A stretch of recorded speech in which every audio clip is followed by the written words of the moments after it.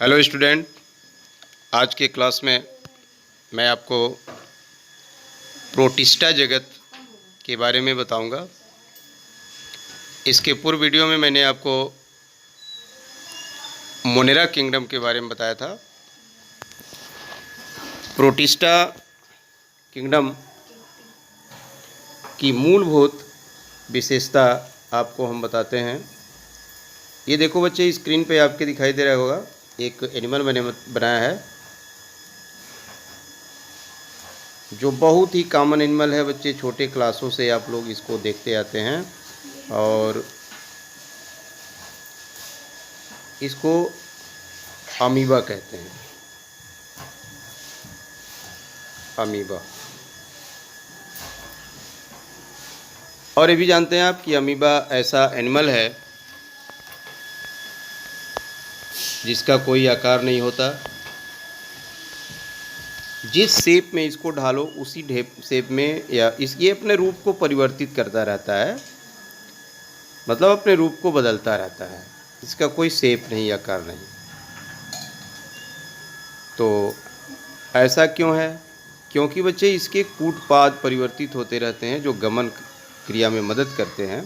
कूटपाद इसके परिवर्तित होते रहते हैं और नए कूटपाद बनते हैं, पुराने फिर उस तरह से बदल जाते हैं। इस तरह से सॉल और जेल मत, आगे आप पढ़ेंगे इसके बारे में कि किस कारण से अमीबा अपने कूटपादों को चेंज करता रहता है। तो अमीबा का फिगर मैंने आपको स्क्रीन पे इसलिए दिखाया क्योंकि आपको जब मैं मोनेरा पढ़ा रहा था तो मोनेरा में बताया कि मोनेरा किंगडम ऐसे जीवधारियों का जगत है जिसकी कोशिका में न्यूक्लियस नहीं होता है, जबकि प्रोटिस्टा ऐसे जीवधारियों का समूह है जो यूकैरियोट सेल होती हैं, अर्थात उनकी कोशिका में केंद्रक पाया जाता है।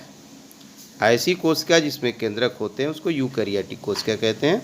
ये आपको मैंने पूर्ववर्ती कक्षाओं में बताया।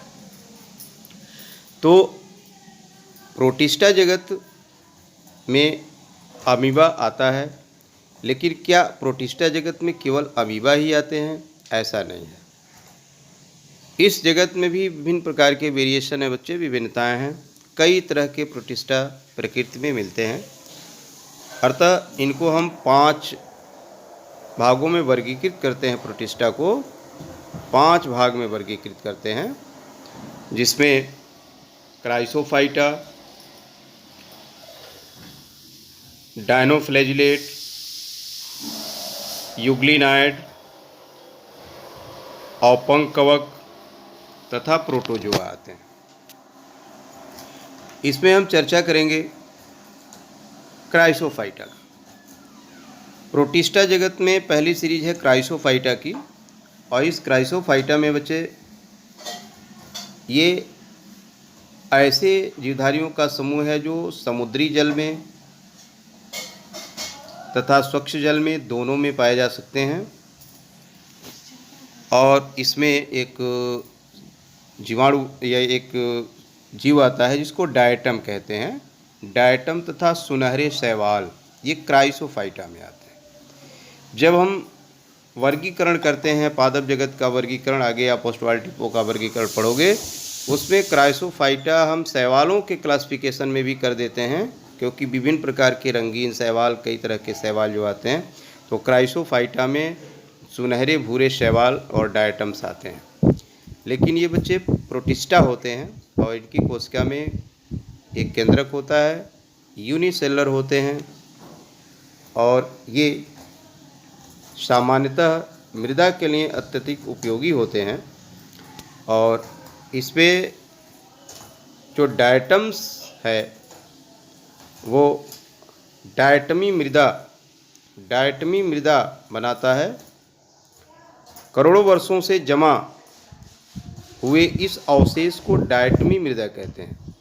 कभी कभी ऐसा होता है कि बहुत दिनों तक समुद्रों की तलछटी में डायटम्स जम जाते हैं और जम करके एक हार्ड लेयर बनाते हैं, जिसको डायटमी मृदा कहते हैं। इसी प्रकार अगला जो सीरीज है उसको कहते हैं बच्चे डायनोफ्लैजिलेट। डायनोफ्लैजिलेट ऐसे प्रकाश संश्लेषी समुद्री जीवों का समूह है जो बाइफ्लैजिलेट होते हैं। अर्थात इनकी कोशिका से 2 फ्लैजिला निकलती है। ये फ्लैजिला है बच्चे, इसको फ्लैजिला कहते हैं। तो बाई फ्लैजिलेट होते हैं ये। बाई फ्लैजिलेट के साथ साथ ये देखो बच्चे, स्क्रीन पे मैं एक फिगर दिखा रहा हूँ आपको। ये डायनोफ्लैजिलेट हैं, इसमें 2 फ्लैजिला है, ये फ्लैजिला हैं। ये भी एक प्रकार के प्रोटिस्टा है।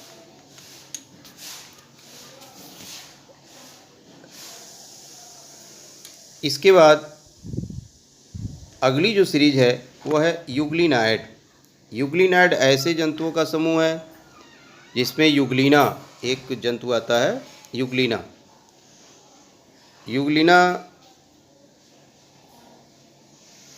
एक ऐसा जीवधारी है बच्चे जिससे कोशिका से एक फ्लैजिला निकलती है, एक केंद्रक पाया जाता है और इसमें क्लोरोप्लास्ट या हरित लवक पाए जाते हैं। सेल मेम्ब्रेन होती है। यूग्लिना एक ऐसा प्रोटिस्टा है जो प्रकाश संश्लेषी होता है, अपना भोजन स्वयं बना सकता है because it contain chloroplast. So Euglena के लिए एक स्पेशल नाम दिया जाता है कि यूग्लिना पादप तथा जंतु कोशिका के बीच की संयोजी कड़ी है। It is a connective element between plants and animal cell. क्योंकि यूग्लिना के अंदर क्लोरोप्लास्ट होता है जो पादप कोशिका का लक्षण है, और यूग्लिना में सेल मेम्ब्रेन होती है, सेल वॉल नहीं होती है, और शेष सभी कैरेक्टर्स उसके लिविंग ये जो है जंतु कोशिकाओं के हैं। इस नाते ये कनेक्टिव एलिमेंट है प्लांट और एनिमल सेल का। इसी प्रकार बच्चे अगला जो सीरीज है वह है औपंग कवक। औपंग कवक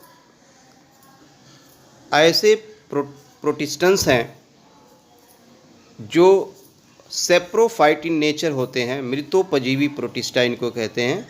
ये सड़ी हुई टहनियों, पत्तों आदि पर उपस्थित होते हैं तथा वहाँ से जैविक पदार्थों का भक्षण करते हैं, मतलब वहाँ से ऑर्गेनिक मटेरियल्स का यूज करके अपना पोषण करते हैं। तो ऐसे एनिमल्स जो होते हैं इनको हम औपंग कवक कहते हैं। ये जल में अथवा सड़े गले पत्तों आदि पर पाए जाते हैं, जिसका फिगर आपके सामने ये बना हुआ है। ये औपंग कवक होते हैं। इसके बाद बच्चे अगली जो सीरीज है वो है प्रोटोजोआ, अर्थात जो 5वीं सीरीज प्रोटिस्टा की है वो प्रोटोजोआ है। इस प्रोटोजोआ के अंदर अमीबा और पैरामीशियम आते हैं। अमीबा और पैरामीशियम बच्चे आते हैं। पैरामीशियम, अमीबा और पैरामीशियम 2 एनिमल्स, इनके अलावा और भी एनिमल्स हैं। अमीबा, पैरामीशियम, एंटमीबा तमाम तरह के पैथोजेनिक अमीबा, ट्रिपैनोसोमा जो एक तरह का परजीवी है, एंटमीबा हिस्टोलिटिका जो पेचिस रोग उत्पन्न करता है, प्लाज्मोडियम जो मलेरिया रोग उत्पन्न करता है। ये सभी प्रोटोजोआ फाइलम, ये प्रोटोजोआ फाइलम जिसको कहते हैं आप, इस प्रोटोजोआ फाइलम में आते हैं। तो इस 5 फाइलम में जो वर्गीकृत है प्रोटिस्टा जगत, इसमें लास्ट आपको प्रोटोजोआ बता रहा हूँ मैं। इस प्रोटोजोआ में पैरामीशियम और अमीबा ये एनिमल कॉमन हैं जो आते हैं। अमीबा में 1 न्यूक्लियस, पैरामीशियम में 2 न्यूक्लियस होते हैं बच्चे। ये यहाँ पर एक न्यूक्लियस और होता है। तो मेल गुरु केंद्रक और लघु केंद्रक 2 तरह के केंद्रक इसमें पैरामीशियम में होते हैं। अमीबा में एक केंद्रक होते हैं। संकुचनशील रिक्तिकाएँ इसमें भी पाई जाती हैं, संकुचनशील रिक्तिकाएँ इसमें भी पाई जाती हैं। देखो बच्चे, ये संकुचनशील कॉन्ट्रैक्टाइल वैक्यूल कहते हैं इसको, ये पैरामीशियम में पाई जाती हैं, कॉन्ट्रैक्टाइल वैक्यूल। इसी प्रकार ये अमीबा में भी कॉन्ट्रैक्टाइल वैक्यूल, संकुचनशील रिक्तिकाएँ पाई जाती हैं। खाद्य धानियाँ पाई जाती हैं जिनको फूड वैक्यूल कहते हैं। और ये अमीबा की जहाँ तक बात है, अमीबा में कुछ अमीबा नॉन पैथोजेनिक होते हैं, जैसे अमीबा प्रोटियस, जिसका फिगर मैंने आपके ब्लैक बोर्ड पर बनाया है। ये नॉन पैथोजेनिक होते हैं। बट कुछ प्रोटोजोअन्स ऐसे भी होते हैं जो पैथोजेनिक होते हैं, जैसे एंटमीबा हिस्टोलिटिका,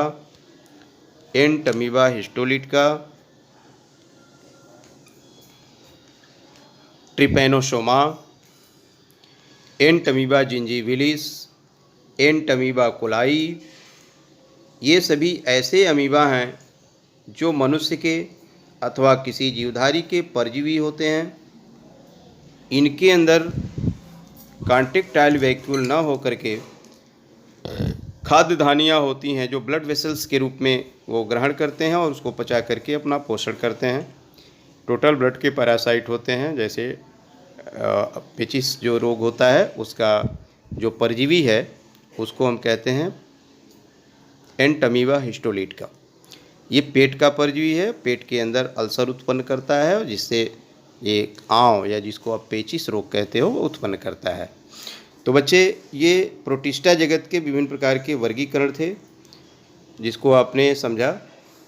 अब एक बार पुनः मैं आपको बता दूं कि जो प्रोटिस्टा जगत है, इस प्रोटिस्टा जगत में ऐसे एनिमल्स आते हैं जो एक कोश की होते हैं। इनकी कोशिका में केंद्रक पाया जाता है। यूकैरियोटिक कोशिका युक्त होते हैं ये।